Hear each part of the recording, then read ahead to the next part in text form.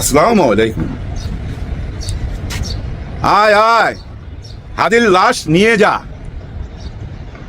এরকম একটা কথা গতকালকে সবাই শুনছেন। জানেন, গতকালকে অনেক ইচ্ছা ছিল শহীদ হাদিকে নিয়ে কথা বলবো, কালকে যা ঘটছে তা নিয়ে কথা বলবো, কিন্তু এই ডায়লগটা শোনার পর পুলিশের মুখে এই কথাটা শোনার পর বুঝছেন, শরীরের ভিতরে এমন কিছু ঘটনা ঘটছে।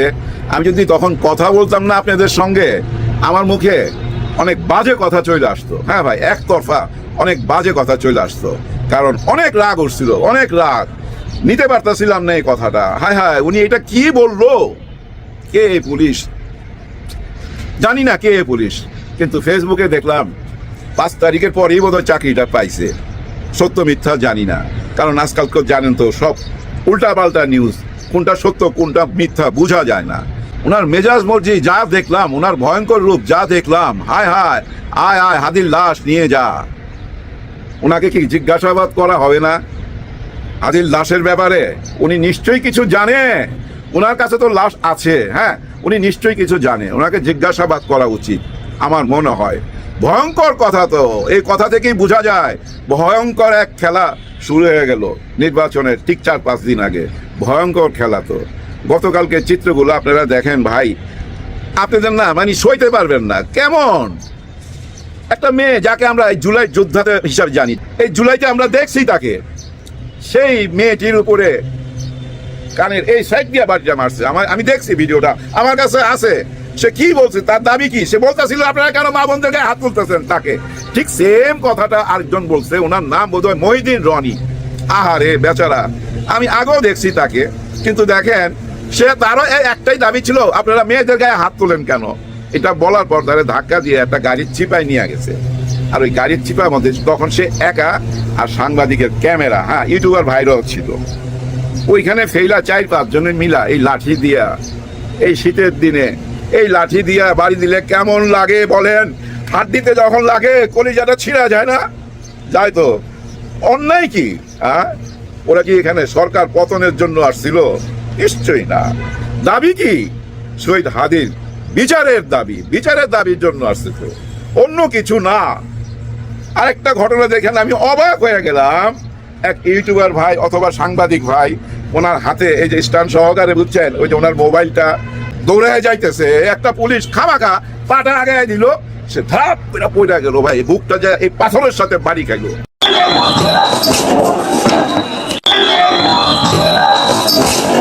তারপরেও দেখেন সে তার ক্যামেরাটা বাঁচাইছে ভাই, কারণ কি ওইটা তার রিজিক। এটা কি করলেন? আর এরকম খন্ড খন্ড অনেকগুলা ঘটনা।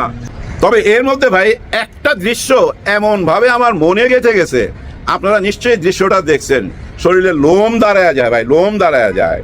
ছেলেটা দাঁড়ায় আছে ভাই, সোজা সাজি এইভাবে দাঁড়ায় আছে, মাথায় টুপি, হালকা দাড়ি, পাঞ্জাবি পরা, চারিদিক থেকে পুলিশ মারতেছে, একটু টু শব্দ নাই, এইভাবে দাঁড়ানো। একটা পুলিশ দৌড়ে আসছে, মানবিক পুলিশ দৌড়ে আসছে, আয়সা বুকে জড়ায় ধরছে। একজন মার্কেটের সামনে দাঁড়ায় আছে, হাতে মোবাইল, সে বলতেছে আমি এই মার্কেটের। এই যে মারতেছে মারতেছে মারতেছে, থামে না। আরো 2-3 জন আইসা ওই মাইরের মধ্যে আবার ঝাঁপায় পড়লো। মার্কেট থেকে লোকজন বাইরে বলতেছে ভাই মাইরেন না, উনি তো আমাদের মার্কেটের লোক। কে কার কথা শুনে? মানে ধৈর্য নিয়ে যাইতে হবে, দেখাইতে হবে কতগুলো আজকে ধৈর্য আনলাম। হ্যাঁ, দেখাইতে হবে। এই জিনিসটা যদি আপনারা ওই দিন দেখাইতে পারতেন। কোন দিন জানেন? যেদিন নির্বাচন কমিশনারের সামনে দাঁড়ায় কিছু অযৌক্তিক দাবি, কি ভয়াবহ দাবি, কি শাকসুর নির্বাচন হইতে দিব না, শাকসুর নির্বাচন বন্ধ করতে চায়।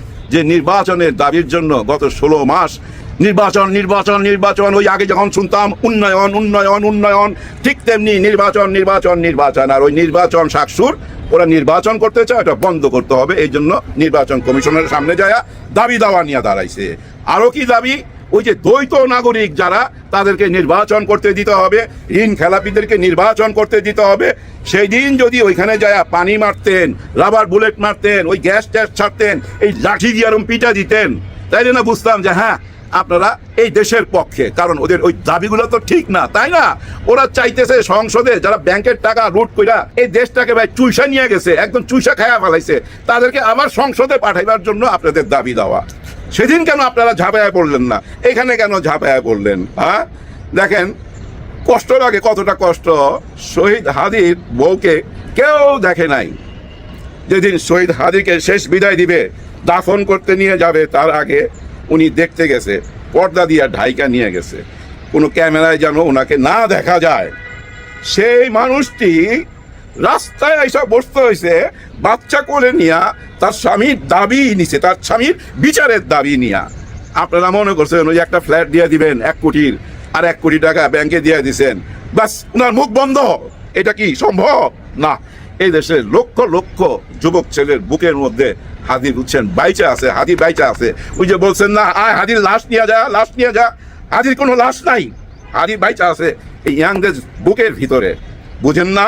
আপনারা কি মনে করছেন জানেন? আপনাদের হিসাব ছিল এই যে ইনকলাব মঞ্চে এরা কয়জন পিটা পাড়ায়া বিদায় করে দেবো। কারণ কি জানেন? এই পিটানির মধ্যে, এই গ্যাস মারার মধ্যে, এই রাবার বুলেট মারার মধ্যে যদি ভুলে যে একটা লাশ পড়া যায়, তাহলে তো ভাই নির্বাচনটা পিছিয়ে যাইতো। এরকম কিছু একটা ঘটনা ঘটতো না, তাই না? এরকম ঘটনা কি ঘটাইতে চাইছিল কেউ?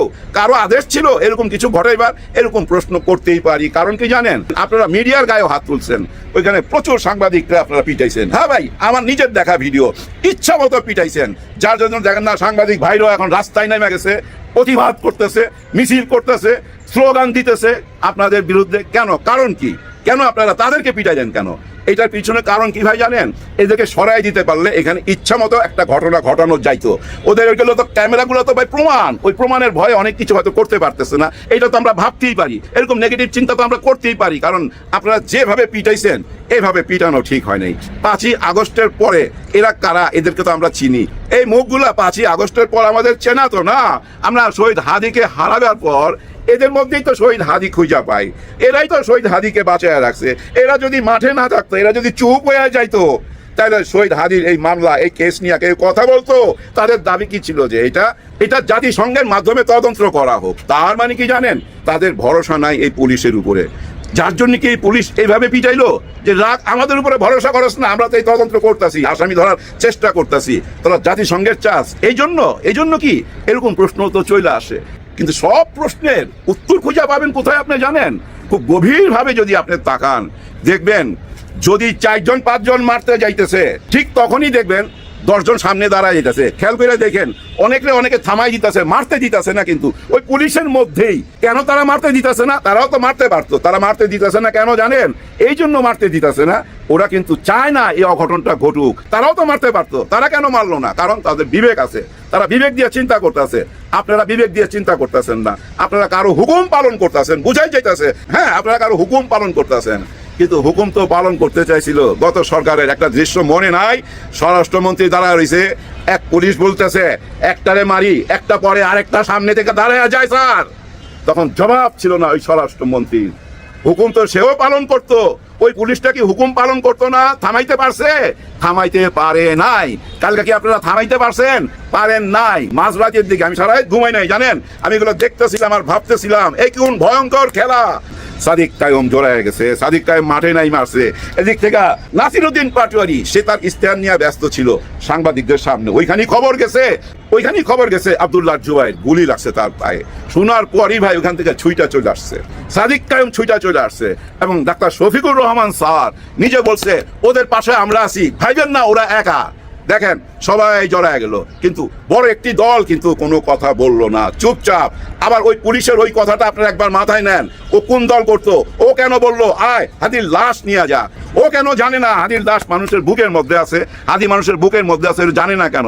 ইয়াং জেনারেশন, এই দেশের যত ইয়াং জেনারেশন আছে, এই যে কিশোররা আছে, ওদেরকে জিজ্ঞাসা করেন এবং মা বোনদেরকে জিজ্ঞাসা করেন, তারা কি বলে? তারা মনে করে তাদের একটা সন্তান হইলে ওই সন্তানের নাম রাখবে হাদি। তারাও কিন্তু মনে মনে হাদিকে ধারণ করে, বুঝেন না কেন? আর তার বিচার চাওয়ার জন্য তার ঘরের বউটা রাস্তায় নেমে আসলো বাচ্চা কোলে নিয়ে। ওইখানে আপনারা এই ঘটনাগুলো ঘটাইতে পারলেন।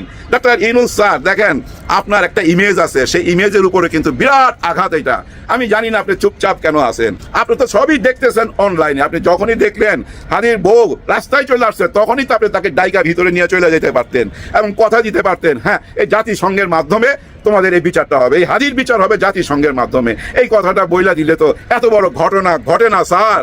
বুঝলাম না স্যার, কেন আপনি টায়ার্ড হয়ে গেলেন? আর আপনাকে ক্লান্ত দেখতে চাই না, আপনি তো সেই মানুষ 8 তলায় 9 তলায় সিঁড়ি বায়া উঠা গেছেন। হায় হায়, চিন্তা করেন স্যার, 8 তলায় 9 তলায় উঠছেন আর নামছেন, উঠছেন আর নামছেন। আর আপনার বাড়ির সামনে হাদির ওয়াইফ বসে রয়েছে তার বাচ্চা কোলে নিয়া, তার কাছে তো আপনি যাইতে পারতেন, যদি না যান তাকে তো ডাইকা আনতে পারতেন। এইটুক কাজ কেন করলেন না? এই দুঃখটা ভুলুম না স্যার, এই দুঃখটা ভুলুম না। শেষ কথা এইটুকু বলবো, দেখেন ওই যে পুলিশরা যে বাধা দিয়েছিল, এরকম বিবেকবান পুলিশ ভাই সব জায়গায় আছে, সব জায়গায় আছে। এটা ভাইবেন না 2-1 জনকে নিয়ে সবাইকে বিচার করা যাবে না। ওখান থেকে ওদেরকে সরাইতে হবে কেন? ওরা তো ওই যমুনার ইট খুলে আনতে যায় নাই, ওরা তো বিচার চাইতে গেছে। অতটা কঠিন হওয়া ঠিক হয় নাই। অতটা কঠিন হওয়াতে কি হয়েছে জানেন? এই যে একটা ইমেজ তৈরি হয়েছে এতদিনে, এর মধ্যে দেখেন আর্মি ভাইরা অনেক ক্রিমিনাল ধরতেছে ভাই, অনেক আর্মস উদ্ধার হইতেছে, এগুলো কিন্তু পত্র পত্রিকা আসতেছে, নিউজে বলতেছে, কিন্তু নিউজ কয়জন দেখে? মানুষ যায় টক শো দেখতে, আচ্ছা দেখি বুদ্ধিজীবীরা কি বলে। ওরা তো এখানে হাসতেছে, খুশি ভাই, ওরা অনেক খুশি। এই পিটানের কারণে এই বুদ্ধিজীবীরা অনেক খুশি হয়েছে। ওদের একটাই কথা, যেদিন বড় দল একটা ইস্তিহার ঘোষণা করবে সেদিন কেন তারা ওইখানে ওই মব করলো, ওই মব করার পিছনে এই ইস্তিহারকে পচানো এবং একটা গন্ডগোল লাগাইয়া নির্বাচন বানচাল করা, এরকম কথাবার্তা, এরকম যুক্তি টুক্তি দিয়া নিজেরা খুব মজা নিতেছে যে যেভাবে পারে। কিন্তু কথা একটা সত্য, ঠিক নির্বাচনের আগে এই ঘটনাটা বিরাট বড় প্রশ্ন দেখা দিছে, নির্বাচন সঠিকভাবে হবে কিনা। কিন্তু আমি ভাই পজিটিভ মাইন্ডের মানুষ, পজিটিভ কথা ভাবতে চাই। এই ভাবনাগুলো আপনাদের সঙ্গে 2 মিনিটে শেয়ার করে বিদায় নেবো। নির্বাচন ঠিক টাইমই হবে, সুন্দর নির্বাচন হবে। এর আগেও বলছি 2, 4, 10 জায়গায় 20 জায়গায় গন্ডগোল হইতেই পারে, ওইটা স্থগিত থাকবে, ওইটা পরে নির্বাচন হবে, নির্বাচন হয়ে যাবে সঠিক টাইমে। আর একটা কথা শুনতেছেন না যে সরকারি থাইকেই ওরা নির্বাচন করতেছে, এই নির্বাচন কারচুপি করা হবে, এরকম কথাবার্তা থাকবে। এগুলো আগে থেকেই বইলা রাখতেছে, পরে যেন জোর গলায় বলতে পারে যে আমরা তো আগেই বলছিলাম। আমার কথা হলো আগেই না বইলা এখন বলেন যে আপনারা নির্বাচন করবেন কিনা। হ্যাঁ, এই ব্যবস্থা যদি নির্বাচন না চান তাহলে 3 মাস আরো পিছান। ওই যে ডাক্তার ইউনূস স্যার বলছিল না বড় প্যাকেজ চাইলে আরো 3 মাস পিছাইতে, ওই জুনে যান, উনি আর একটু ব্যবস্থা করে দেখ, আপনারা যেন আর ওই প্রশ্ন না করতে পারেন, সে সময় দেন।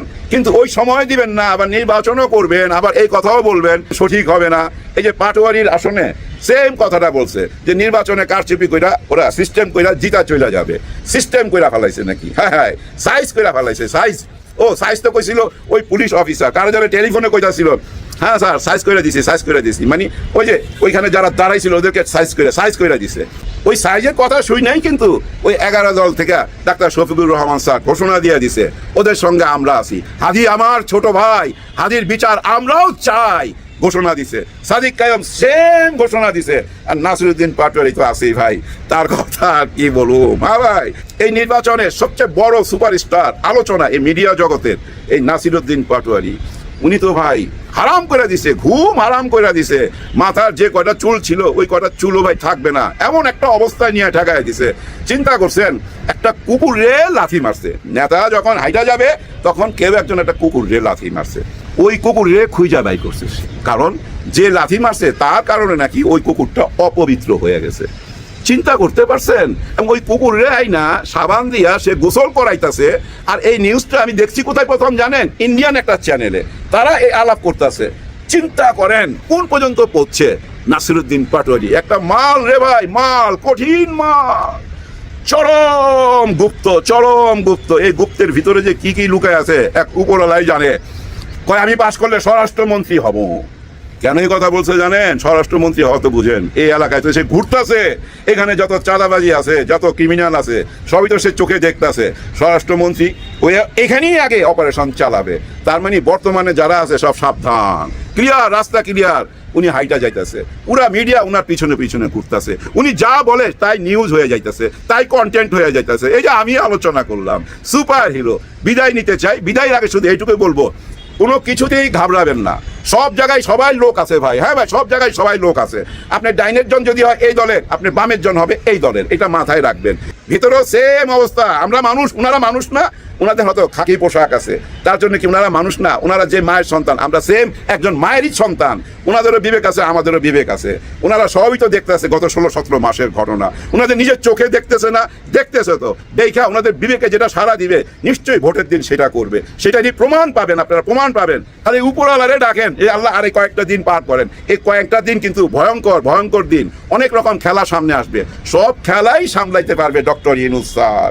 কেন পারবে জানেন? গত 17 মাসে দেশের ভিতরের খেলা, পার্শ্ববর্তী দেশের খেলা, যত রকম খেলা আছে সব খেলার মোকাবেলা করছে। আরেকজন কি মোকাবেলা করছে জানেন? জামাতে ইসলাম। ওনারা 11 দল মোকাবেলা করছে। দেখেন, এই যে বড় দলকে মোকাবেলা করছে, মানে বিএনপিকে, আওয়ামী লীগ বিশাল বড় দল, তাকে মোকাবেলা করছে। পার্শ্ববর্তী দেশ তাকে মোকাবেলা করছে। এই যে 3টা ফ্রন্টের সাথে একা যুদ্ধ করতেছে জামাতে ইসলাম। একা না, উনার সাথে আছে 11 দল। শুনতেছি আমাদের চরমনায় পীর সাহেবও আসতে পারে। হ্যাঁ, আসতে পারে, আসা উচিত। কারণ এই যে ইসলামিক ঐক্যটা, এই ঐক্যটার চিন্তা চরমনায় পীর সাহেবই আগে করছিলেন এই চিন্তাটা। তারপর হয়েছে কি জানেন? ওই যে ভুল বুঝাবুঝির কারণে বা কোনো এজেন্সির কোনো চালে বইরা একটু আলাদা হয়ে গেছে। আলাদা মানে চোখের আড়াল হয়ে গেছে। চোখের আড়াল মানে মিডিয়ার আড়াল হয়ে গেছে। কোনো আলোচনা নাই। আবার যদি আসে, আলোচনা হইতে পারে। আমাকে যদি প্রশ্ন করেন, আমি মন থেকে চাই আসুক। হ্যাঁ ভাই, আসুক। ভুল বুঝাবুঝি হইতেই পারে ভাই ভাইয়ের সাথে, এটা মাইনা